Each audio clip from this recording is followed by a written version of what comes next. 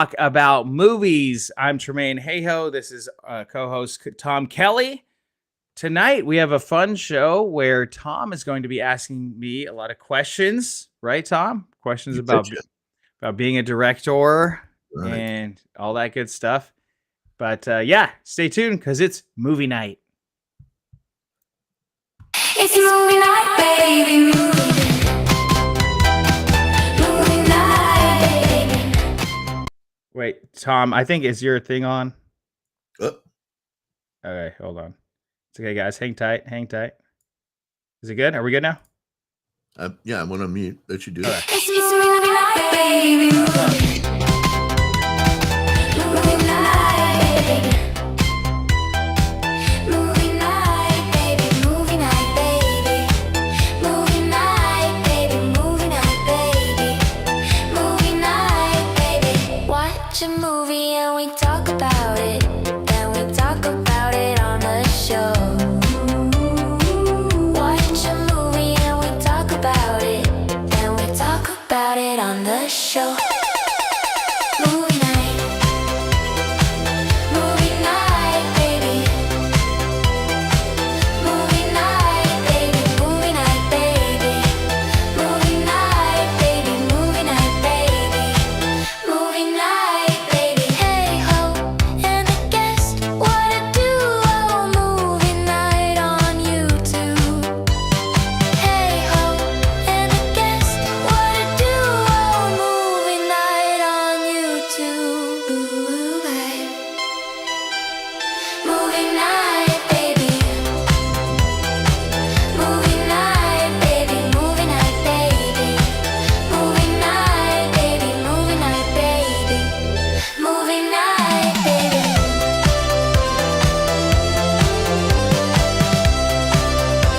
It's movie night, baby.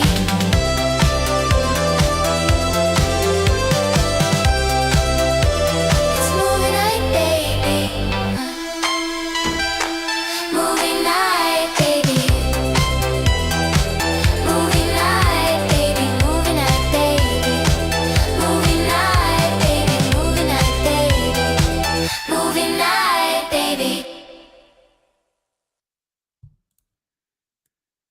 Very good. All right, awesome, sweet.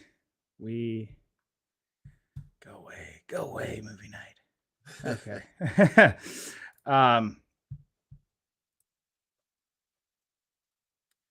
Okay, yeah. So we are. Yeah, I will hide this real quick. Remove. There we go. Still getting used to the format, but it's good. It's pretty easy. Mostly easy.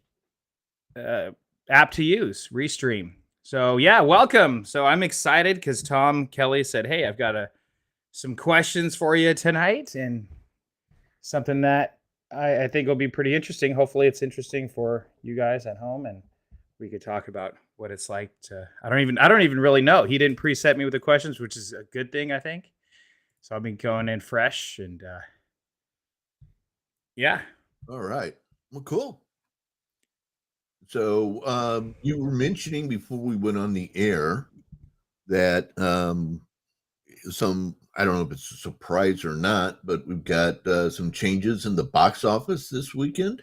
Yeah, we do. You know what? Let's do the box office report real quick. I think it's really there's actually really some really interesting things, and actually some pretty awesome things have happened over the last 3 days. Number one movie. Well, actually, you know what we're gonna do? We are going to do the weekend box office. Why the heck? Okay, hold on. By weekend.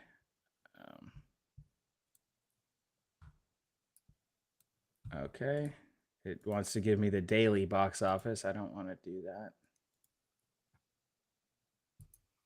Box office. Yeah. Well, I mean, the daily doesn't necessarily mean. Okay, here we go. Here it is. Okay, so you know what? We're gonna start with. I'm gonna bring up this screen so we can see it.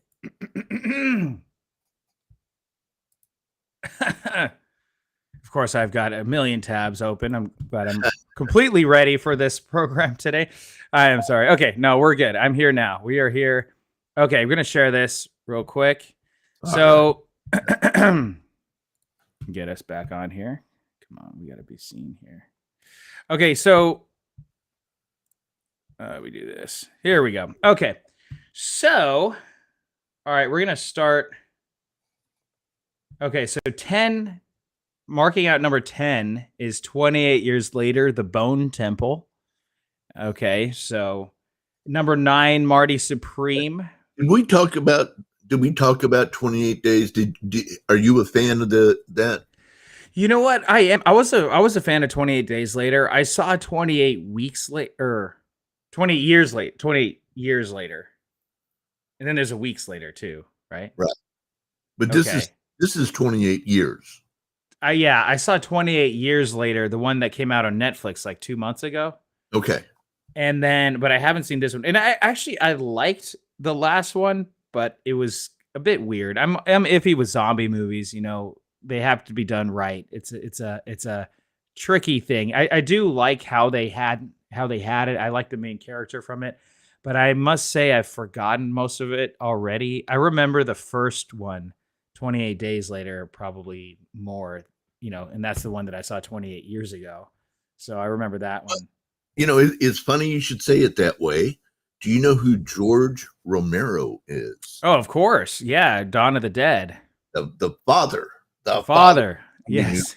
He was born on February the 4th, Wednesday of 1940. Now he passed a few years back, but he is his birthday is this week. Oh, wow. And he's still kicking? Is he alive? No, he passed a couple of years ago. Oh, that's what I thought. All right, rest in peace. Rest in peace. We got Matthew in the building. What's up, Matthew? Sanes. Matthew J. Sanes. I hope I'm pronouncing that right. If not, I apologize. Okay, number 8 is The Housemaid. It went from number 4 down to number 8. Ooh, but it's still doing pretty well. It pulled in $120 million, which is more than Marty Supreme, which is that's kind of an Oscar contender there. And then number 7 was Mercy. Oh, I totally forgot about that movie already. It was the new Chris Pratt movie. Ooh, that movie is tanking. It is only 19 million after 2 weeks. It went from number 1 to number 7. Ooh, ouch. I heard it. I've not seen it. I've only read a little bit about it, and it was brutal. Oh, yeah, it looked too generic. It looked too boring. It was a wannabe Minority Report diet. That's the best way I can describe what it looked like. And then we've got Shelter, number 6, which that's the new Jason Statham movie. So Jason Statham debuts at number 6 by the distributor Black Bear. I don't know. He's used to that. That movie just kind of came out and it was just there, I guess. And it was like, oh, there's a new Jason Statham movie. It's like, okay, well, if you've seen one of them, you've seen a lot. I like Jason Statham, right? But he's not always in the best movies. Okay, Avatar. Wow, Avatar is still holding on pretty strong, number 5, but last week it was number 2. It's good to see it finally go down some levels there, right? Yeah. You know, but it's hauling in, 386 million, which is less than Zootopia 2. Actually, I'd like to see that. Zootopia 2 is beating that is great. Let's go. Zootopia 2 is beating the pants off of Avatar Fire and Ash. But what's interesting about that, 20th Century Studios is Avatar Fire and Ash. Walt Disney Studios is obviously Zootopia 2, but the funny thing is that 20th Century Studios is owned by Walt Disney. So they're competing against each other. They're each pulling in almost $500 million, which is crazy. And okay, the number 3 debut is Melania, which is very interesting because if you look at the numbers, it had half of the amount of theaters as the number 1 movie, Send Help, Sam Raimi movie, but it pulled in $7.1 million. That is really impressive for a documentary. That's very impressive. And that was the highest grossing documentary in 10 years. The last one being an Angel Studios documentary that came out 10 years ago. So, hey, kudos to her. Kudos to our beautiful and amazing First Lady. And this is not political at all, just subjective facts and truth that she is beautiful and amazing. I don't know how the movie is. I don't know. I haven't seen it yet. But this is the most interesting one coming up here. Iron Lung, which duked it out with Send Help. Iron Lung, distributor is Markiplier, which is not a distributor. That is a YouTuber. He is a very popular YouTuber who does he does Let's Play video game movies where he just, I'm not joking you, dude. This is what this guy does. And then he just, but get this. He decided to make a movie and get this. He was a co-writer, director, financier, and he's the star of the whole movie. It's based on a video game that came out a couple years ago. And the budget was $3 million. And he grossed 17.8 in 3 days.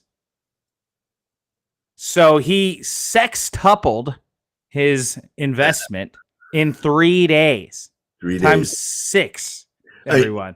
Isn't that every... That's my dream for sure. That's every YouTuber, every filmmaker's dream. He did not have a distributor. He self-distributed. The thing is, though, because I think he's got a ridiculous amount of subscribers. I want to say like 50 million or something crazy. So he has a lot of pull. Oh, 38. Okay. So he's got 38 million subscribers. And all the power to him, man. I mean, all the power to him. He's making these video game movies or video game Let's Plays. He's playing video games, streaming, making like hour-long. But he made enough to self-finance a $3 million movie and put it in theaters. And he just made a huge profit. So, hey, good for him. But explain that to me if you can. Yes. I don't get I'm going to take the next hour and sometimes they run like 10 hours live and have hundreds, if not thousands of people watching them play video game. He has millions. So yeah, I'll show his channel right here. I don't know if he has millions. Well, he gets millions per video. Look, he's got 1.7 million on his latest movie, and he's like, so he plays a horror. Hello, everybody. My name that's him. is Markiplier, and welcome back to I'm on. So he's got a really good voice. He's got the radio voice, and he plays these. Yeah, see, Tom knows about it. Yeah. And so he plays these kind of like horror Let's Plays, and you know what? I get what you're saying, but I did for some reason sometimes I go through phases where I'll start watching some random YouTube creator. And I started watching this other one that played all these horror games. And it was always funny seeing his reaction to all the jump scares and stuff like that.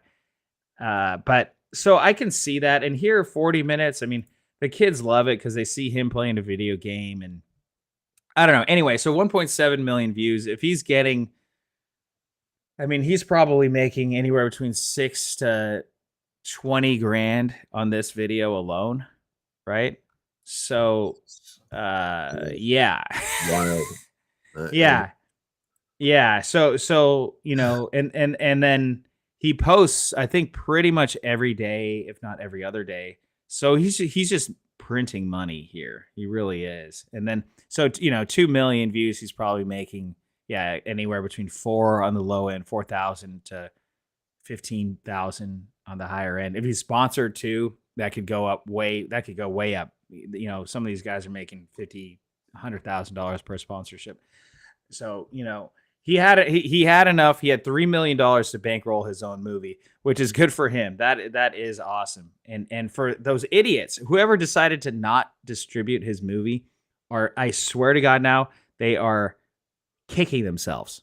They are kicking themselves because they would have made a cut of this movie, and now they're not because he's self-distributed. So all the power to him. He doesn't need him now. He doesn't need him. He knows he could do this again and again and again. I mean, and that's he will. He will, I'm sure. And he will, and I'm sure he will. And look, yeah, he changed his banner, Iron Lung. I had never even heard of it. I saw a thing like Iron Lung is coming out. I'd never heard of that. I do know who Markiplier is, but I don't. I look, as I have been subscribed to him, but I don't. I don't watch his videos. I haven't watched him in a long time, but yeah, I mean, hey, look, all the power to him. That's pretty darn cool. I think he's the most. I will say he's the most successful YouTube filmmaker. There were some other ones like Shane Dawson made one. That didn't do well. The Smosh one didn't do so well. That one kind of tanked. So yeah, I mean, he's doing the best, so he's doing it. He's really doing it. And he almost beat Sam Raimi, who is a horror legend with his new movie, Send Help, starring Rachel McAdams and some other guy. But is she just like one of the most beautiful women in history or what? She's up there. Yeah, I mean, she was really good in Mean Girls, obviously. She's great in The Notebook. Yeah, she's up there. She's really great in Wedding Crashers. I like her in Wedding Crashers. Oh yeah. But speaking of which, a very happy birthday to, do you say it Isla or Isla? Oh, Isla. Yeah, Isla Fisher. Yeah, 50 years old now. She's 50? Oh my gosh. She looks great for 50. Oh my gosh, yeah. Yeah, she's up there for very beautiful women, which is very sad because one of my favorite actors, Sacha Baron Cohen, divorced from her a long time ago. So. I didn't know they were a thing. Okay. Yeah. No, they were married, and yeah, they were married for 14 years. They divorced 2 years ago. Very sad. That's it. Hey, let's do this, turning into the Gossip Network. Hello. Right, yeah. But hey, actors are now divorced. No, but you know, it is tough. This industry is so tough to maintain relationships, and of course, we've got Valentine's Day coming up, so it's always a subject of conversation where a lot of stars don't make it together. You know, they get married and then they get divorced. It's very sad, very sad. But hey, yeah, so that was the box office report. I liked seeing a YouTube, well, not a new YouTuber, but a new movie by a YouTuber come out and do really freaking well. I mean, second place. And actually, you know what? I might make this prediction right now. It will do better than Send Help next weekend. Because I think it has more of that longevity than Send Help does. Well, we do have some pretty interesting people who have birthdays in the next couple of days. Should I hit those real quick? Sure, let's do it. All right. Hey, Frank Lloyd. Frank Lloyd's birthday was today. You're thinking, who is Frank Lloyd? He is actually an amazing director. He's the guy who did Mutiny on the Bounty and Oliver Twist and Blood Sun. Wow. Scottish guy, born in 1886, passed away in 1960. One of those great fathers of the film industry that, you know, people copy his style all the time, not knowing that was his style. You know, that he came up with all sorts of, you know, what he did on Mutiny on the Bounty. I mean, wow. I mean, that movie grabs you, and I don't care how old it is or how old you are. It is definitely a remote drop. Wow. Okay. Wow. Mutiny on the Bounty, guys. Yeah. Mutiny on the my sweetheart, as I was growing up, the one woman who I had her poster straight across from my bed. Don't ask why. I just liked it there. And that was Farrah Fawcett. Farrah Fawcett. Yeah, born in 1947, of course, tragically died from cancer in 2009. Oh, I forgot. Documented. Oh, that's a good documentary. Is She it? documented her journey, and Jeez. yeah, it's painful, but interesting, and her willingness to be ugly. I mean, you can't be pretty when you're dying of cancer, and her Yeah. willingness to. She was still pretty. Yeah, I don't. But you know what I mean. Yeah. She didn't. She wasn't all made up and in her red swimsuit and all that stuff. Right. Speaking of swimsuits, the Sports Illustrated cover girl, Christy Brinkley. Wow. Brinkley, born in, she turns, get this, 71 today. Wow. Oh, okay. Yes, I know who we're talking about now. Okay. Yeah, Billy Yes. Joel's wife. That's Billy Joel's wife? Well, was for a long time. Oh, it was. Okay. Yeah. Okay. Shout out to Christy Brinkley. Very, Yeah. very nice. Wow. 71. Looks great. Hey, now this is a very important birthday for Okay. those of us who are total nerds. Okay. February the 2nd, 2338. Data will be born on this date, 2338. That's when he gets together. Nathan Lane turned 70 years old this week. Jesus. Love Nathan Lane. Nathan Lane. I'm trying to. Oh yes, of course. The birdcage. The birdcage. Yeah, Lion King. Yeah. Very funny guy. Very funny guy. Maury Tierney from News Radio and assorted other movies and so forth. Just one of those. She was an ER. She was one of those great, solid actresses who always brings in a wonder. Oh yes. Okay. Yes. She's got that face where it's like, oh yeah, I know her, but I didn't know her name. David Brenner was up for. He was on the top list of who's going to replace Johnny Carson.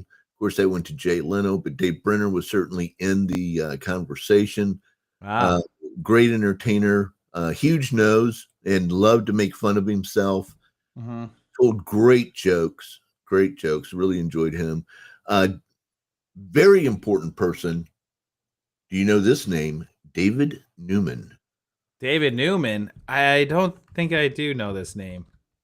He wrote Bonnie and Clyde and Superman. Oh wow. Oh my goodness. One of the the great music? No, he's the screenwriter. Oh. Scripts for Bonnie and Clyde. This one's coming up with a composer. This is the wrong one then, I guess. Yeah, David Newman, 1937. Okay. So, okay. Screenwriter. Okay. Does anyone have a birthday who's still alive right now? we're getting there. Okay. John Shook is still alive. John Shook. Yeah, from back in the day, and famous for playing Klingons. He's played multiple Klingons in different Star Treks. Okay. The guy who was in, do you remember? I call it the best acted, best directed, best edited, worst movie I've ever seen. Sleeping with the Enemy. Oh no, I have not seen that. Sleeping with the Enemy, awesome. Julie Roberts, and I don't know. It's just one of those movies that, when it's over, you're thinking that was so beautifully done. God, I hated this movie. Nice. He's done Patriot Games, Sleeping with the Enemy. Okay. Patriot Games is a fantastic film. Yeah. That's an awesome movie. Here's one Tim Meadows from Saturday. Oh yes, of course. Tim Meadows, happy birthday this week. Jennifer Jason Leigh also has a birthday this week. She will turn 64. Can you believe that? Wow. Laura Linney turned 62 this week. Jeez, so many all-time. Oh yeah, she's great. Shout out to her for the Truman Show. Oh yeah, she's always like, Truman. Well, Truman, you miss a spot. Yeah. Ozark is really where she stole the show in Ozark. Oh really? Especially for somebody who, like, Okay, well, I'm going to help out my friend here, but I don't really think this is going to go anywhere and do anything. And then it turns into, of course, one of the most decorated series in history, and just in a stand. If you haven't watched it, I'm going to tell you, Tremaine, if you do watch it, just cancel your plans the rest of the day, because once you get going, you're not going to want to. Really? Ozark. Ozark, yeah. Okay. Michael Sheen, who you've seen in a million different things, including Good Omens, Frost Nixon. Is he Charlie Sheen's brother? No. Oh yeah, I've seen him in a bunch of stuff. You've seen him everywhere. Okay. And most important, Okay. I Tom Kelly. No. No. Oh darn. Okay. We love him. We hate him. We can't be without him. Elmo made his Oh my goodness me. Elmo. 19. Yeah, there you go. I can't do Elmo like you can. Elmo. Yeah, my friend Jeremy Olinsky can do Elmo really well. He's like one of the top TikTok stars. Well, Tom Baker in the building. What up, Tom? My dad says Sleeping with the Enemy is the dumbest movie he ever saw. There you go. There it is. There you go. I mean, if you watch it from a director standpoint, and maybe this should be your homework for sometime in the next couple of weeks. I want you to watch this movie and critique it for me from a director standpoint, because I think you're going to go, that was amazing. The way that he did the shots, and things like the little things, like he opens up the cabinet and sees that something's happened in the cabinet, but we see it from inside the cabinet. Like we're on the other side of the wall. So when she opens it up, oh wow, and stuff like that. I mean, just beautiful, great framing, great cinematography, and just stupid as hell. Wow. Okay. Yeah. Okay. It's just really a frustrating movie. I'd love to get your take on it sometime. And I want to get your take on some other things. Can I jump in on that, or you guys? Absolutely. Let's do that. Yes. Happy birthday to everyone that we talked about. But yes, now let's talk about what we promised everyone we'll talk about. Okay. So let me start here. Okay. And I think I know the answer to the first part of the question here. I guess the cheapest, best way to make money in making a movie is porn. Yeah. I wouldn't know, Tom. Well, I'm just saying, no, in general, I'm not that you've done it, but it does. Let's put it, you don't need a lot of script writers. You don't need a lot of cameramen. You don't need a lot of highly paid actors. You don't need a big investment to make a porn, right? Okay. And you can make money on it. Certainly back in the day, people made lots of money on it. I mean, entire movies have been made about making porn movies. Right. Several movies have been made about that. So I guess that's the easy one. And the next easy would be dead teenager movies. Okay. It's not very hard to do those either. You need a guy with a mask, a bunch of idiot kids, and a rubber knife, and a whole lot of ketchup, and you're good to go. Yeah. Pretty exactly. Yeah. Slasher film. Yep. On the other side, we'll go to the far extreme. A very well done, highly graphic, space, science fiction, whatever kind of movie. Very expensive, could be very, very, very expensive to make, could be taking a high risk, because you might be making Battlefield Earth, one of the worst movies in the history of movies. Oh yeah. I saw that in theater. I think I saw it with my dad. I think we both fell asleep watching it. Just horrible movie. John Travolta, 1990, blah, I don't remember. 98, 99, 97, 98, yeah, in that range. Somewhere there. Just horrible. So, and they spent millions. I mean, it's one of the biggest box office. As a matter of fact, I don't know this for a fact. Okay. I'll bet, though, that if we were to go through and say, come up with the 10 movies that lost the most money, I bet half are sci-fi. Yeah, it's probably pretty accurate. Either that or like historical movies. Like I know there was that one John Carter where it was Well, like that's yeah, sci-fi or Roman cathedral movies. Unless it's the Gladiator, you know, you've got to really make that money back. Yeah, you got Gladiator and then all the other Gladiator movies. Mm-hmm. Right. I mean, it's like in a class all by itself. So Right. So my question for you, Mr. Director, is as you think about all of the different genre, and I've given you a few here, Mhm. which ones do you think I would like to work in that? And which ones do you think to yourself, not a chance in hell? I don't care what they would pay me. No way I'm touching that kind of movie. Yeah, you know, I think it's always been the straight up drama for me that it's really hard for me to I don't really gravitate towards drama movies where it's long-winded or it's about a guy and a girl, and romantic drama is one thing, but a straight up drama where everything is just overly serious, that's Right. really hard.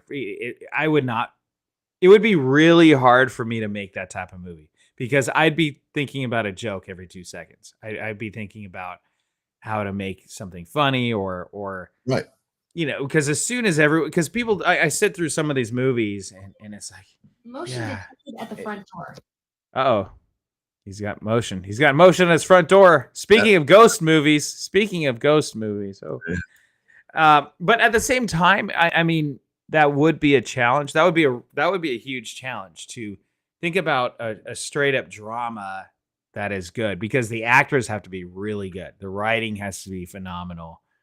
Like whenever I was in film school, even though I didn't get into film school, people always said, "Oh, I don't want to do comedy. Comedy is so hard. I'm going to do drama." And I'm like, "What? You think drama is easy? Are you joking me?" Like it is not. It is 100, especially if you're a new filmmaker. If it's a horror movie, you got so much leeway if you're a new Yeah, that's what I'm saying. you know what I mean? Dead teenager movies, horror movies. Yeah. You know, and if you blow the scene, it doesn't ruin the movie. Where, you know, if you're making Wuthering Heights or Tale of Two Cities or, you know, some great classic that you had to read when you were in English class and when you're in the 12th grade and it becomes a movie. You know the movie Last of the Mohicans, right? Yes, of course. Okay. Great movie. That book is so tedious. James Fenimore Cooper must have spent, I think it's like 8 pages describing one tree. Oh gosh, yeah, right. See, that's my problem with the Lord of the Rings books because they're very descriptive too. They're talking about the honeydew droplets on the leaves falling, and I've tried several times, and yes, I was a lot younger when I tried reading them, but I've tried several times to read it, and I just haven't gotten into it. Now, The Hobbit, I read that, and I read it cover to cover easily. I love that book. It's a great book. You know, Harry Potter, I can read that. I read Harry Potter 7 in I think 2 days, 3 days. I just couldn't put it down. Wow. Yeah. So when it's good like that, I get glued to it and binge it, and just like anything, any movie. But yeah, I think there is that level of some people love that description. They want to hear every single detail. For me, I like to picture a lot of it too. I mean, describe some of it, go into detail, and I do like some of those details you could do in a book that you can't necessarily do with a movie. But if you're taking so long, it's like, okay, let's get to the point here, right? So with all that said, okay, you're not so up on the heavy drama, you know, period piece kind of thing. See, period piece I would do just because, well, okay, this would be really hard. If it was something like Pride and Prejudice, Mr. Right. Darling, and I mean, I would love being in that world, just filming it and all the costumes and stuff. But it would be really hard for me to make something that was straight up drama, and because I don't really care about it either. But I'm not going to say, hey, if someone goes, hey, Tremaine, I'll give you $1 million to direct this period piece, I will take on that challenge and I will do my best with it. Yeah, but Right. you know so we went through a thing back in the early 90s, late 80s, where they took stories from way back when and rewrote them, gave them a different title, but it's exactly the same story. You know, and so it's Pride and Prejudice, but it's set in New York City. And, Right. Oh yeah. but it's exactly the story. And people do that kind of, never works for me, and I think it often, how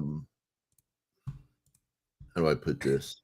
I want to be fair to Jane Austen and those, but for those of us who are not big Jane Austen readers, Yeah. Myself being one of them. yeah, and my wife does nothing but watch Jane Austen and read Jane Austen and all that kind of Oh, stuff. it's Yeah, interesting. Wait, women love those books, right? They yeah. love them. Oh yeah. But and my wife was telling me the other day, she was watching a documentary on Jane Austen, and she was explaining to me that up until Jane Austen, people didn't write novels like that. Oh, interesting. Okay, they were much more letter based and much more, books were oftentimes serials and newspapers, and that kind of, like Alexander Dumas, who wrote The Three Musketeers, and Oh uh, yeah. yeah, One of my favorite movies, Count of Monte Cristo. Count of Monte Cristo. Oh I've my read gosh. that. It's one of the few books, Oh. big books, that I've read multiple times in my life. But it was all in a newspaper. Okay, that ran so each week you'd get half a chapter or something like that, and that's how they wrote books back then. That's how that book was put together. So I don't know. I don't know how you do some of that. How do you make some of that interesting for today's viewers? I think it would be very, very hard. So I'm going to agree with you that I think it would be harder to do a great job with Count of Monte Cristo than whatever effort Ramis and guys put into making Stripes. Yeah. Well, yeah. I mean, Count of Monte Cristo. Now that is something I would gravitate towards, and I would want to really. But they already made a really great movie, right? So it's hard. Where, they made two. Oh, they made the original one back in the day, right? Well, there's probably been 4 or 5 different ones. I was thinking of the Richard. Oh my gosh, his name just went out of my head. Richard Dreyfuss? No. He'll come back to me in a minute. He was the king of the miniseries back in the 70s and 80s, and did a great job with playing the Count of Monte Cristo. And the one they did, 10, 15 years ago? Mm-hmm. Was it longer? Yeah. That was Jim Caviezel. Yeah, Jim Oh my Caviezel, gosh. Pierce, all those. I've seen that movie probably 10 times at least. And it deviates from the book a bit, but that's okay. Oh wow! I guess. Oh my gosh, has this been this long? I guess it came out 2002, so 24 years. Oh my goodness, man. What is happening? You get to my age, when I say to you, Tremaine, anytime you hear me say something like "just the other day," You're right. I might mean 2 years ago. When I say a few years ago, I might mean 22 years ago. Right. 10 years ago might be 20. Yeah. A few days might be a few years. Time for me is not as consistent as it used to be. Well, it all blends together and it's all relative, right? Yeah. I want to thank you so much. Tremaine has a precious thing going, his positive attitude and enthusiasm, a bit like a young Richard Donner. Wow. Oh my gosh. Wow. Yeah. Richard Donner. Yeah. I went to his tribute thing that it was so cool. We saw Heat, and there was Al Pacino and Val Kilmer and freaking oh my gosh, what the hell's wrong with me? You talking to me? Yeah, De Niro. De Niro. It was De Niro, Pacino, and Val Kilmer and Richard Donner, and we watched Heat at the Academy in L.A. It was incredible. It was an amazing. They did a Q&A afterwards. What did Richard Donner have to do with Heat? Oh wait, no, sorry, I'm thinking about Michael. Am I thinking about Michael Madsen? Michael Madsen. He was in Heat. No, Richard Donner directed Heat, didn't he? No, that was Michael. Thought Michael Mann directed Heat. Michael Mann. What the? Okay, maybe I'm getting it mixed up. No. Oh no, I'm getting. No, sorry. I went to a Richard Donner's Goonies thing. Never mind. I went to a Richard Donner Goonies thing. I went to a Michael Mann thing. I did see the Heat thing with Michael Mann, who, I did see that. But I did see a Richard Donner thing with the Goonies, and Short Round was there. That was really cool. Short Round and what's his name? Corey Feldman was there. I think, yeah, he was there. So anyway, that was interesting.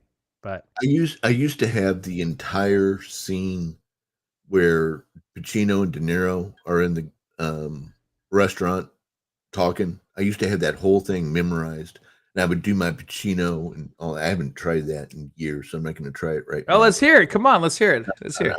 Opa! Oh, Pacino. That's mine. I don't know. What you gotta do. I'm going to do it. I had it down for a while. Yo, okay. Oh, and The Omen. Yep. Yes, The Omen is a very spooky movie, very creepy. I like that movie. Okay, so shying away from it. All right, I'm coming to you, and you're going to get the same money either way. One is a comedy script that is lots of pratfalls, almost Three Stooges like, kind of over the top. Think Meatballs, think of National Lampoon, that kind of stuff. Or same budget, all that kind of stuff.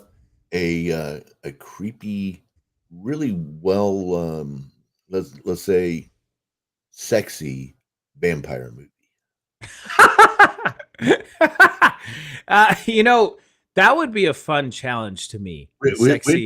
Which one would you? The sexy vampire movie would be fun. Yeah. I think you lost me. Like, I mean, if a National Lampoon's movie, I definitely would want to make, or an old school Wedding Crashers, that type of movie. I definitely want to make those types of movies.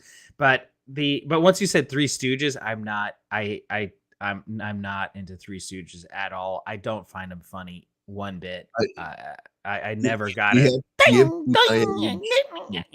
don't. Yeah, I hate it. I hate it so bad. But I'm more of a Marx Brothers. I like Marx Brothers. Yeah. I like Marx Brothers, Laurel and Hardy. Those are the type. I like clever humor. But I would like to make a goofy, over the top National Lampoon type movie, definitely, or an old school, or Wedding Crashers. I definitely eventually want to do that, like an R-rated college romp type movie. Okay.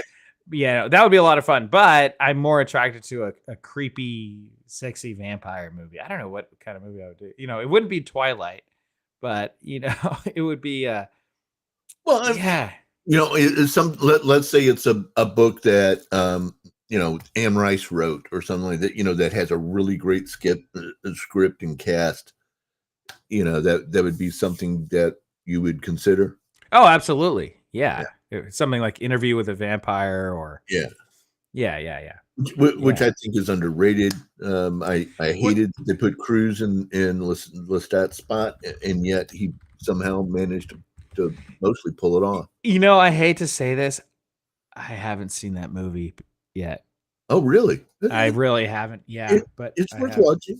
I want to. It's on my list to see. It's worth watching for the young Kirsten Dunst, who brought Gabrielle, the girl, to life in a way that I didn't think was possible.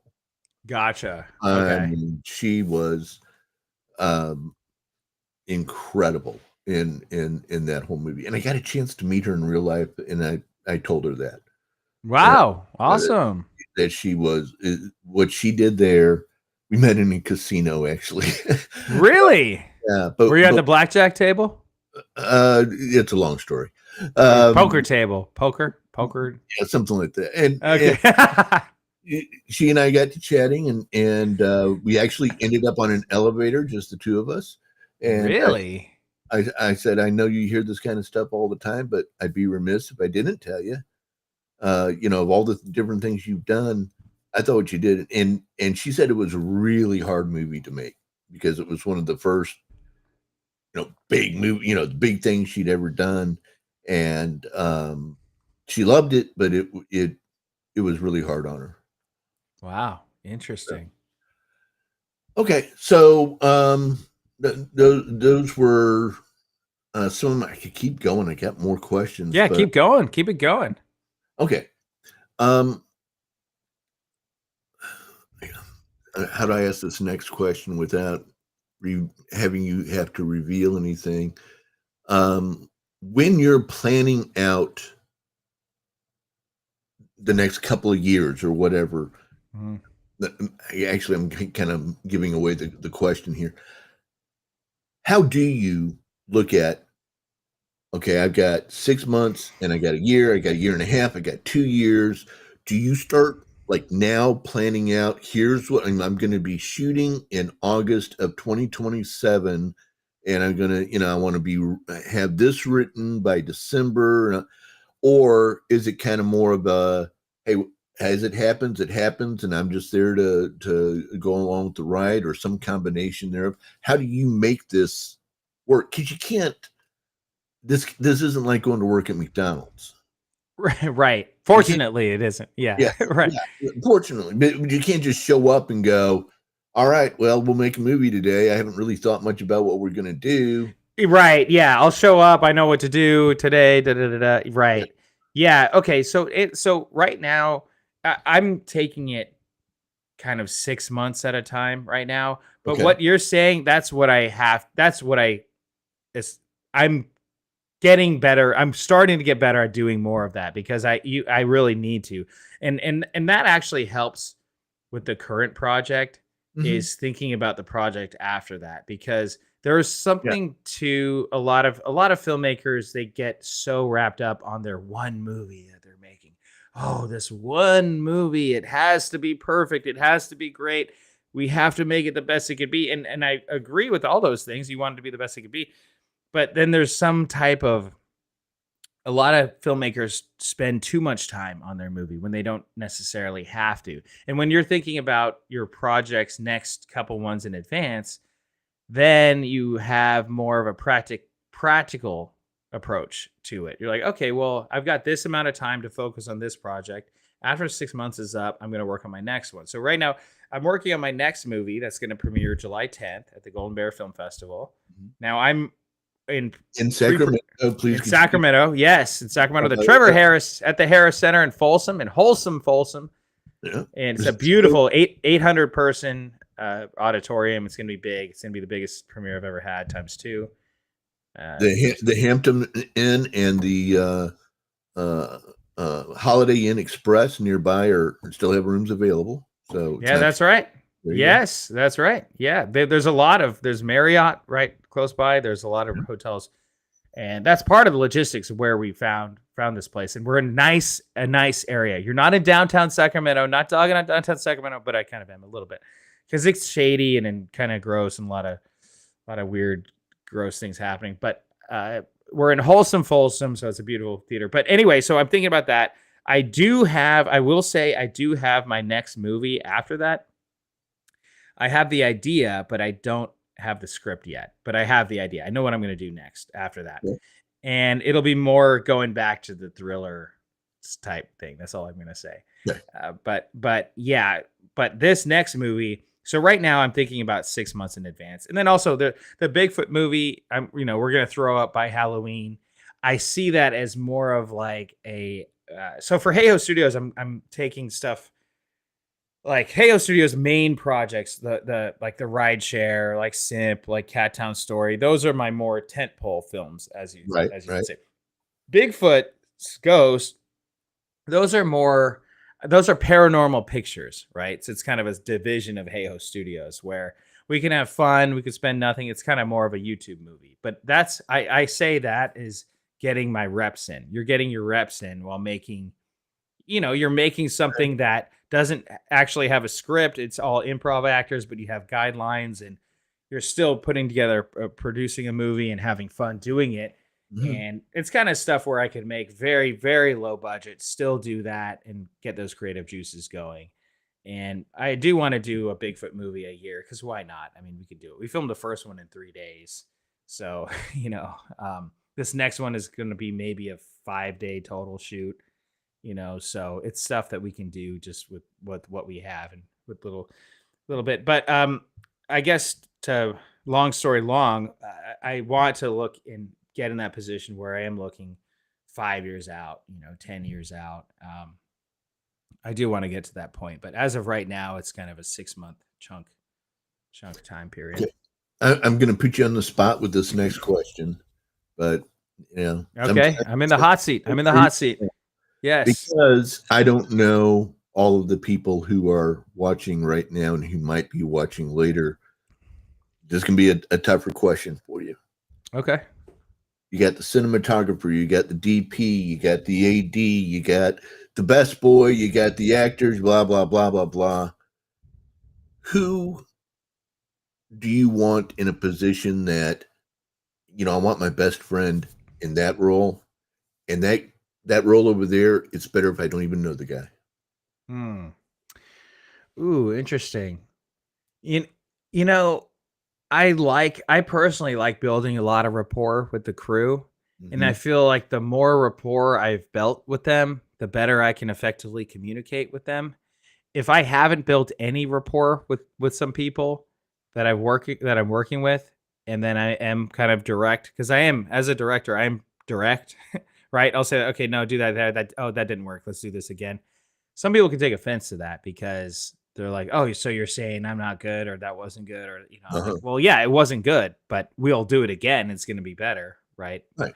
If I haven't built rapport with them, they might take it the wrong way.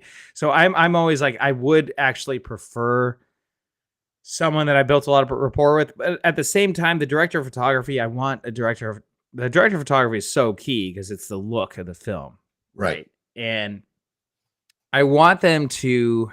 It's that dance where if you give a director of photography 3 hours to light a scene, they're going to take every single second and minute of that. But if you kind of speed them along a little bit, sometimes you got to speed them along. Yeah. And because a lot of directors of photography, for good reason, hey, they want it to be perfect. The shot's got to be awesome and polished and everything, which I'm all for.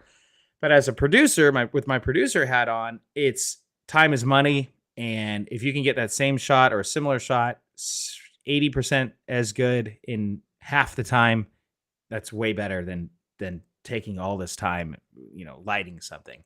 So it is something where someone who respects my, and I've worked with some directors of photography where it just doesn't work, where they're just like, they're battling with me every single step of the way. And it's like, okay, well, if you just listen to what I'm saying, then we can keep moving along, or you can argue with me, and then we'll be sitting here all day. Right. So, I trust the DP to come up with their vision. At the same time, you have to, you have to, I guess if there's anyone that I didn't, that I don't know. I like building good rapport with the whole crew. Sure. And I prefer that because, again, if the rapport isn't really built so well, then they won't really respect me as much, or they'll kind of take me for granted, or they'll ask for too much, or they'll complain on set, and I just don't. Those people don't mix well with me. So similar question, and I'll give you the analogy, if you will. Back when I was a kid, say 14, 15 years old. Yeah. My dad wanted to turn the deck into a sunroom. Mm-hmm. Okay. And the guy came out, did all the measurements and everything. We're walking around outside. My dad says, "What are you thinking?" The guy says, remember, this is 50 years ago. The guy says, it's like this: $1,200, $1,400 if you watch, $1,600 if you help. I love that. Okay? I love that. Yeah. So my question is, and I know you haven't been in a movie, or you haven't made a movie yet where somebody's walked in and handed you, multi-millions of dollars and said, "Go for it." Do you want the money person, I mean, on set, or do you want them to stay away? That's an excellent question. Yes and yes is the answer to that question. Okay. So yes. Okay. So here's the answer to that question. Yes, I want the money person to come in the day that we have the beautiful actresses on set. There's a cool scene. There's a relatively simple scene we could shoot. They see the glitz. They see the glamour. They see the cast and crew working together. We show them, shake their hands. Hey guys, you're having a good time, right? You can come in for a couple of days. And then after that, no, right? I want them. I'd rather focus. I don't want them over my shoulder. Actually, as a director, I hate when anyone's looking over my shoulder and looking at the shot. Okay. I hate Video Village, dude. People have these big screens off and away from the camera, and then there's 30 people standing behind the shot, looking at the shot like, yeah, I don't know about that shot, or, oh, that's a good shot, or, oh, let's watch this, or let's watch this. Let's all watch this back. Let's all, I hate that because it doesn't, not that I'm saying their opinions don't, well, I kind of am saying their opinions really don't matter because I'm looking at the shot. I'm looking at what it looks like as the director. And I really only care about the director of photography's eye, and, between me, the director of photography, maybe the AC can look at it. If there's anything that is a little bit off that we notice, maybe we don't see a boom shadow or something, that's great. I like that. But I've had a client. One time I had a client where I'm filming a podcast, and I basically set up a 3-camera shoot. And then what happens is when the podcast host and the guest comes in, then I readjust all the cameras for eye line and, because people are different heights and all that good stuff. Anyway, so there was this girl that was hovering around, looking at the camera shots as we set up this podcast. And she's looking at the shots that I hadn't corrected yet from the people that are sitting down. And she goes like, "Oh, you're not angled down on the subject. Like, I don't see them right here." And she's looking at the shot. They just sat down. I haven't adjusted the frames yet. And I go, "Excuse me, what's your name?" She's like, "Oh yeah, so let's call her Jenny." Her name wasn't Jenny, but let's call her Jenny. Let's call her Jenny. Yeah. And she goes, I'm like, "Jenny, what do you do here?" She's like, "Oh, I'm a student assistant." I'm like, "Oh, okay. Why don't you stick to being a student assistant, and I'm gonna stick to filming the video, and getting it right." And yeah, next thing you know, she disappears. She ended up like causing a whole drama scene and everything, and like getting so butthurt over that. But it's like, I'm an expert. I'm a professional. You don't tell me how to do the shot, right? And only amateurs that haven't been on set do that type of crap. You know what I mean? Right. So, and you don't like, for some girl to just come up and be like, "Oh yeah, the shot's not, I don't see her head's getting, her head's getting cut off here." It's like, they just sat down, you moron. I'm adjusting one camera. I'm one guy. I'm about to go to that shot.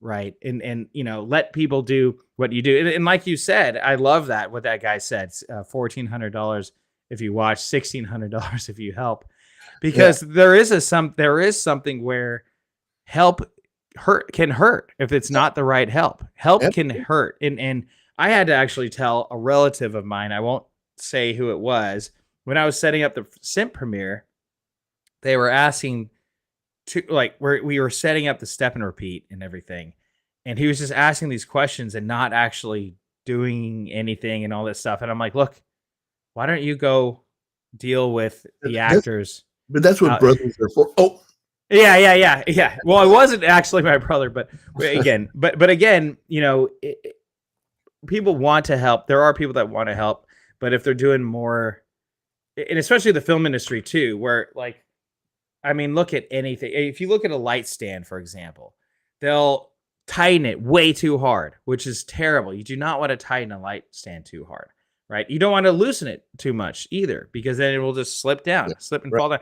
And then also when you're sliding the legs up, like they put it up at the highest extreme, right? So I'll just do like a sample right here. So this is a really basic thing right here. So I'll just show you right now.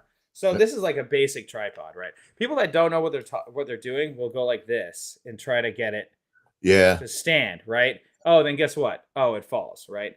But you want to extend it all the way out, set it properly, have a sandbag on the legs, keep it properly. And like if they don't, I mean, look, I could teach people to do that in 2 seconds if they listen. If they listen to me and they're coachable, I would love that. And that helped in that case. Anyone could set this up, right? But if they're asking me too many questions about how to do something that is so simple, it's better if they are just not there.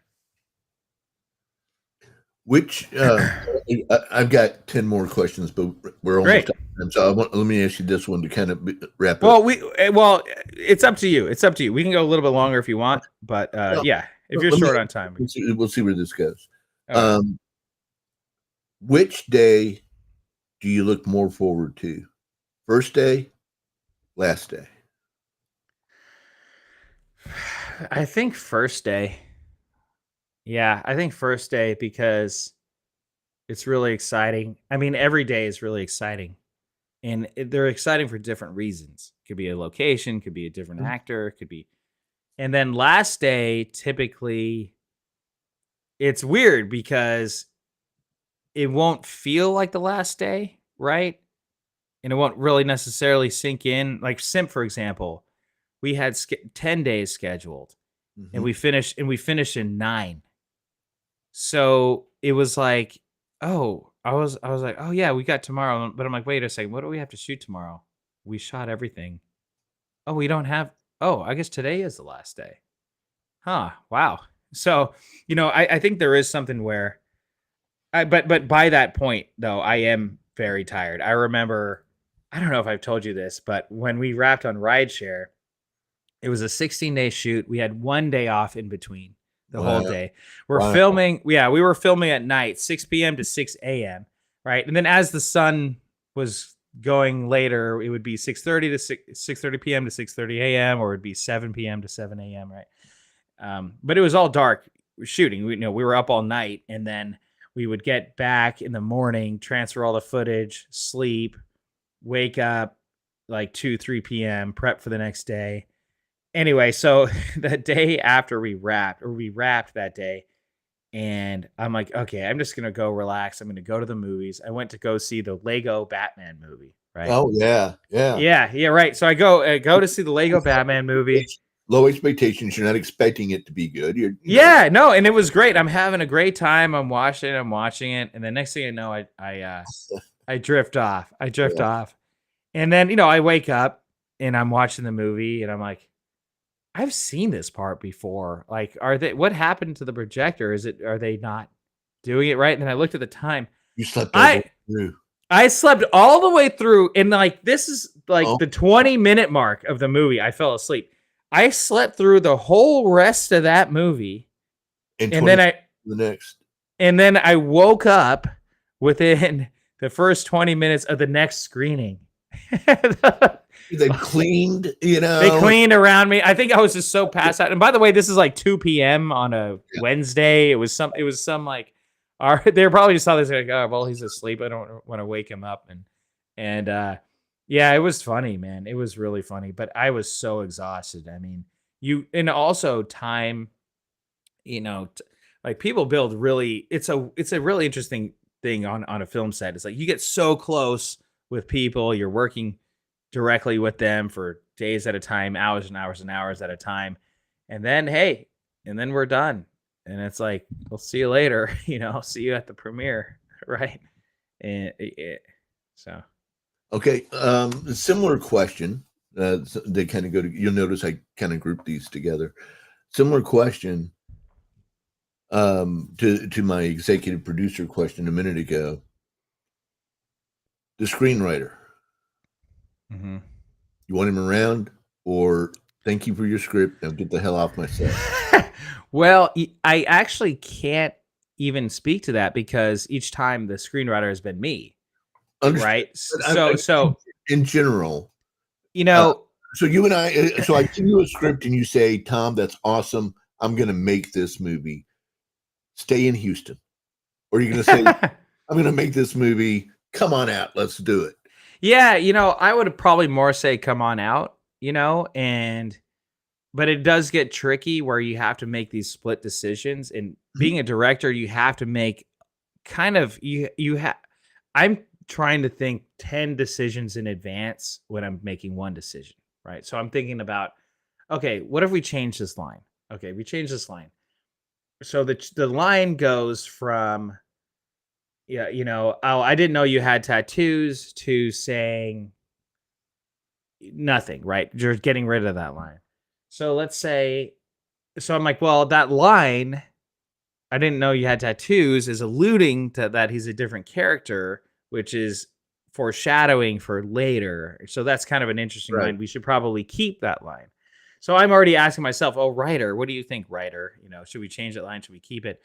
Yes. Okay, let's keep it and let's move on. Is there, if an actor comes up with a better line, let me ask the writer real quick. I'm asking myself, yeah, that's actually a better line than what we wrote. There are certain writers that are like, oh, my script is gospel. Quentin Tarantino's like, I'm paying my actors to say my words. All right, I'm doing that. Okay, all right. And it's like, dude, I honestly think actors, if they're in the right mindset for the character, they can come up with a line 100 times better than I could ever come up with in the writing room. And then they could also have wacky ideas as well, right? But I think as long as it's a symbiotic relationship where I could say, well, I don't know, Tom, if they say these lines now, does that change scenes 7, 8, and 9 because of these lines, right? And then that could help because then we can converse about that. Oh, what do you feel about that? Yeah, to a certain extent, as somebody who, I write constantly and all that. I don't know if I want to be there.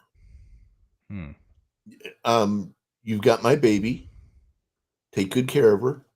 Mm-hmm. But you're going to have to make choices that I might not like. And, and this is the thing for everybody watching this. There can only be one boss. Yeah. Okay. The director's got to have the final word.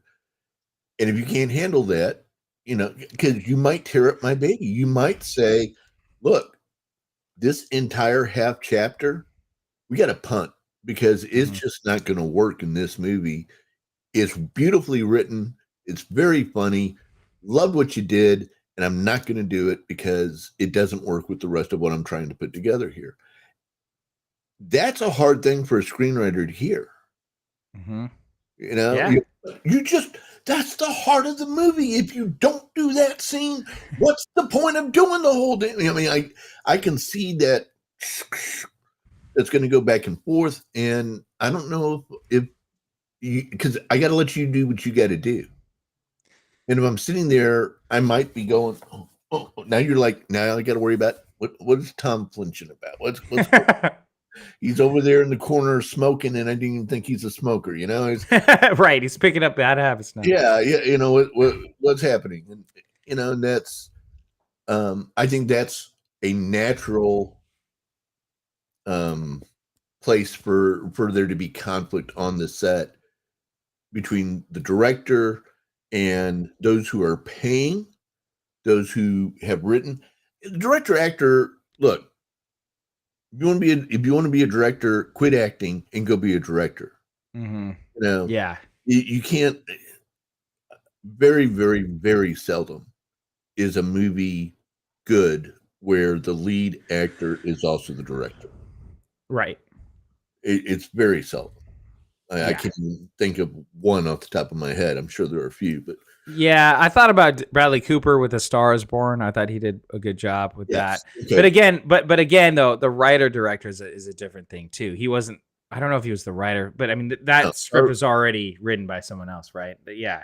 Yeah. So that's another. I think that is something where, I mean, you have basically you have the script, and then you have the shooting script, and then you have what you had time to shoot with everything that you Right. had, not you have to cut within the shooting script, and then you've got the edit, the first edit, and then you've got several other rounds of the edit as well. So you're always constantly changing. I think the biggest problem with Star Wars, what they did was they bought it from George Lucas. They said, "Oh yeah, we'll have him on as a consultant," and then they never did. That was their biggest problem. Because if you're like a Giorgio Romero, or if you're like, if you're Giorgio Romero, let's say, and you created the original Dawn of the Dead, but we're gonna revamp it in a new way, but a new writer is gonna be on board to write it. But it would be nice to have you around as oh, does this work within your world? Does this work within those means? Like, you don't necessarily have to write all the dialogue, but it would be kind of cool to have someone like George Lucas saying, "Hey, would it make sense to have Luke Skywalker do a Force Ghost Jedi thing in The Last Jedi?" Right? Like, does that make any sense? And I think if there was something where you wrote a series, right, that Star Wars now, I mean, any writer director could make something in that Star Wars universe, but it'd be nice if George Lucas, the ultimate creator, was around, so you could ask him questions and you could be dialed in the same way. Well, you'd think it would be nice, but after what they did to it, maybe it wasn't good. No. Hey, Tom Baker points out Clint Eastwood, writer, director, star director, actor, director. Yes, Clint Eastwood. You're right. You're absolutely right. Of course. Yes. It's he was, yeah, and he's 95. He'll turn 96 in May. Oh my gosh, we got to hold on to him for all costs. I want to. Oh my gosh, yeah, and that's the thing, is he's been making a movie a year for the past several years. And Juror Number 2 is still a great movie, a fantastic movie. Yeah, even though I saw it coming all the way, and I'm not sure that he was it supposed to be an M. Night Shyamalan kind of, oh, I'm shocked kind of thing, or not. But I still love the movie either way. It's supposed to be shocked or not. And it's a true story too, right? It was a true story. Oh, I didn't know that. Yeah. Pretty sure. Yeah. Or based on a true story or whatever. Yeah. Wait, hold on. Let me make sure. So let me make sure so I know. Is that a true story? A true story. Let me make sure, so I don't want to. Oh, never mind. Sorry. It's not a true story. Okay. But still, it was a fascinating movie and very easy to kind of plug yourself in to the lead character, and as he's coming to, I'm not going to ruin it for anybody. Spoiler alert. As he's coming to knowledge of what's going on of the case. Yeah. As he comes to knowledge of it, you're thinking, oh my gosh, what, that could have happened to anybody. Right. Yeah. Yeah. And, it's there, but by the grace of God, right? We've all done things that we probably shouldn't have, and we don't understand the repercussions of what it is that we've done until later. And, it's as always, everything Clint does is just so spot on. I saw a recent interview with Matt Damon, and he talked about his movie Invictus, where he plays a rugby player. Yeah. I haven't seen that. Have you seen it? Parts of it. Okay, I want to watch it because it's Clint Eastwood. But he talked about his time with Clint Eastwood, where he'd been working on the South African accent for the longest time, and they finally get on set and they do a take, and he does the take, and then he goes, "Okay, cut, moving on," and Matt Damon goes, "Whoa, wait, do you want to try it again? Do you want to just try it again? I could do it again," and then Clint Eastwood said, "Now, why the hell do you want to waste everybody's time and and money?" And it's like, okay, we're moving on. Cut and print, right? He's renowned for one or maybe two takes, which I have a lot of respect for that. But Right. there are times watching some of his movies where I'm like, that is a really rough take. They could have done a lot better with that, But again, he gets his movies done efficiently. They're always on time, under budget, from my understanding. And and there is something where I learned in rideshare where I think one time I think the most takes we did was like 23 or something crazy. And there gets to the point where take 17 Uh-huh. is not that much different from take 3. Right. Right. Right? It's like maybe slightly better, but it really doesn't. Unless you're really screwing up the lines, there's only so many takes you could do it. And also, like, Stanley Kubrick is always renowned for doing 50 takes, 60 takes, 70 takes. And Clint Eastwood said this. It gets to the point where I think he said something like, I don't know if he put an exact number, but it was something like, hey, after take 10, if you don't have it done, you don't know what you're doing. Right. Or I won't use that phrase. You're just being self-gratifying at that point. You're right. Yeah. Yeah. You're just messing around, and I don't think it's fair to anybody on the set, behind the camera, in front of the camera, whatever. After 10 takes, if you don't get what I would have said in there is, after 10 takes, if you don't have it, it may not be gettable. Yeah. Right. The script, your cast, and your location maybe is just not there. But again, every minute is money. Right? So every hour you're burning the whole cast, crew, people that are there. And if you're spending so many hours on one thing and you've got so much more to shoot, it does get to that point where you just have to move on. And sometimes you have to compromise. Okay, this wasn't as good as I thought it was going to be, or you don't use it. You cut it out, right? And I think it is something where you have to always think about time efficiency. And if you hire professional actors, though, if you hire actors that are really good, that take it seriously, 90% of the work is done already, because they'll be ready, they'll be prepared. And if you're working with the amateurs, it'll take a lot longer.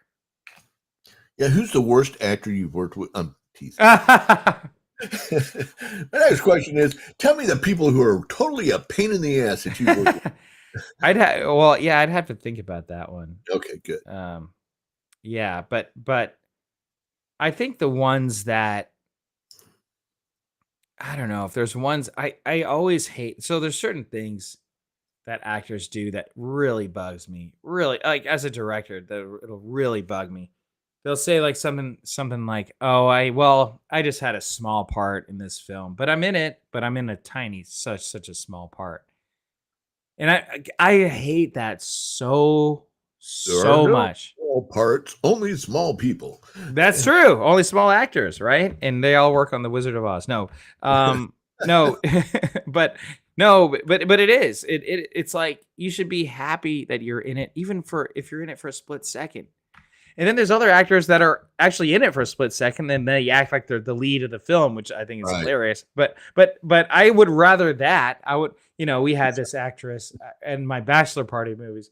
There was Kubrick was take 75, dude. After 75 takes, man, I think he just wanted to actually abuse his actors. I honestly do think that he wanted to abuse his actors for The Shining. But anyway, so I would rather a girl or guy that was an extra for, for a day, and that if you blink, you'll miss his part, but he's posting about it every day about that he's in this movie. He's excited about being on set.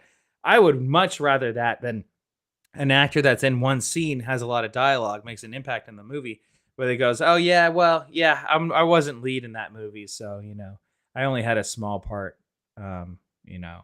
Man, that always bugs me. That makes me never want to cast that person ever again. I'll just say that. You're a Godfather fan, right? I love The Godfather. Yeah. So, Connie's husband, I can't think of his name. We can look it up in the movie. Yeah, in the movie, Connie's husband, Carlo Rizzi. So the guy who played Carlo Rizzi honestly believed that he was basically the star of the movie. What? And bought with his own money a page in Variety, lauding him to be nominated for an Oscar. Was he nominated? No, of course not. No. Okay. It was a small role. He wasn't in. Yeah. Right. His total screen time probably isn't even 15 minutes. Mm-hmm. But he thought he was, hugely important to the movie, and he got his ribs broken on set famously, and in one of the worst fake fight scenes in history, and yet still managed to break his ribs. This was a guy who just kind of lived in dreamland, and I wonder, since I heard that story, how many other actors have had these bit parts. I was an orc, and as a matter of fact, I was the number 2 orc, and probably will get nominated for a Golden Globe for my orc work. Yeah, well, again though, I rather them be gung ho that they were in a split second of my movie than to be in it for 15 minutes and be like, well, yeah, whatever. I mean, I'm only in it in a small role, and then they'll promote this crappy thing that they were in, that they're a lead in, and it's just, it is so, it's hard to explain too. I think that is a big misconception a lot of directors have, is they think that all the actors that are in their movie are just going to post about it. And that's just, it hasn't been the case for me. There's a lot of actors that won't post. Maybe they're ashamed to be in it. Right. Or maybe they never talk about it, but it's like, why wouldn't you want to, and then there's people in Sacramento that they're on it. They're in a short film and they're posting, they're in a shitty short film. So excuse my French. They're a crappy short film for, a 5-minute short film, and then they're talking about it for the next 5 years. I'm not even joking. There's actors in Sacramento that are still bragging about the short film that they were in, 5 years ago. And I'm like, dude. But you realize, I'm not doing one of these right now, so I feel comfortable talking about it. I made good money in the last 10 years being the ghost poster of several Texas-based country rock and roll people that you've heard of. Really? Yeah. Oh, interesting. Yeah, and touting about how this weekend I'm going to be in Alabama. Come see me at the and looking forward to seeing blah blah blah. And I'm given some information. And I'm that person. Wow. And so when people don't post, it could be that the person who's actually doing the posting doesn't even know that they, what the other person was, and that's part of the problem too, because they should know that too. They should be all about, and this should be a big thing about what they do. And then it is interesting though, years later, there's other actors that are years later now finally appreciating what they had before. Yeah. Right. Well, because they haven't had anything since. Right. But so much of that is just about promoting self. Why would I do? I mean, if it's going to further my career or my client's career, I post about it. Right. Okay. Of course, but why wouldn't it? If they're a lead in a movie, right? Like, it furthers their career. And I would on multiple occasions say, really excited to work with John Smith at the Clarence Amphitheater in Mobile, Alabama. John's been so great to us in the past. And I type all that up. I've never met John Smith. I don't know who he is, but I heard from working with the guy or his agent or whatever as part of his publicity team that John Smith at the amphitheater is a huge proponent of it. So I'm only doing it to help my guy, not. Well, and you're getting paid to do it, right? So that's your job. And that is a thing, though. It is.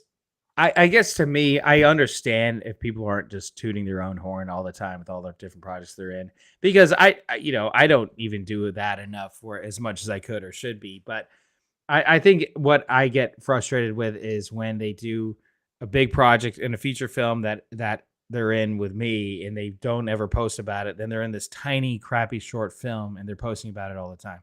That's just a pet peeves, director problems or producer problems. But Yeah. But when they're appreciative, it is really nice. And every time, right, I like to give people a shot when I'm working with them. And then we see, I see who's great to work with and who I might not work with the next time or who I can't wait to work with in the future, so yeah. Well, that pretty much exhausts my current list. I've got some other questions we can get into, but we've been going an hour and a half now. So yes. Okay, yeah, we can wrap it up. Yeah, no, I really appreciate it. That was a great conversation. We'll save stuff for later on. I hope you guys like this video. Have you guys liked the video yet? Hit that like button, please. Yeah, please. It helps us.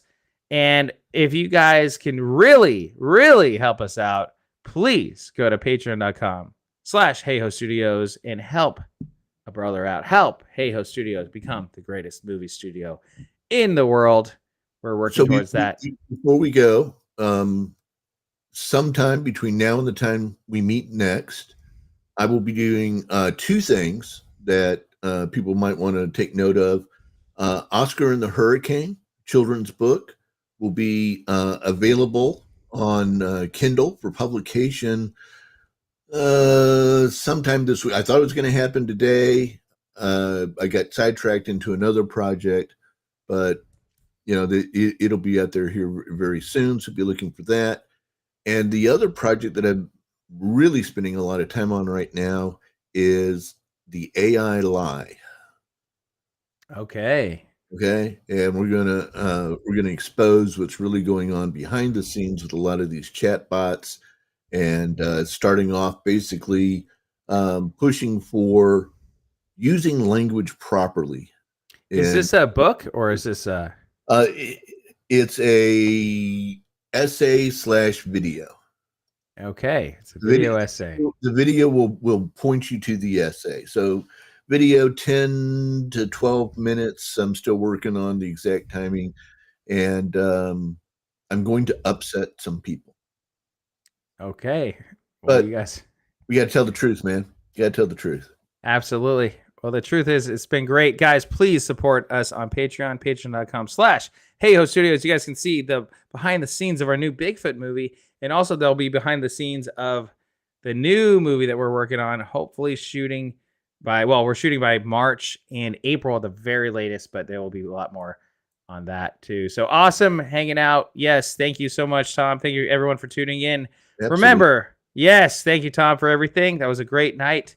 It's been movie night, the night where we talk about movies. This is Tremaine Hayhoe signing out. I actually don't have the sign out thing. It disappeared. So it's okay. Well, oh well. It's movie night, baby. It's movie. We'll talk to you guys later.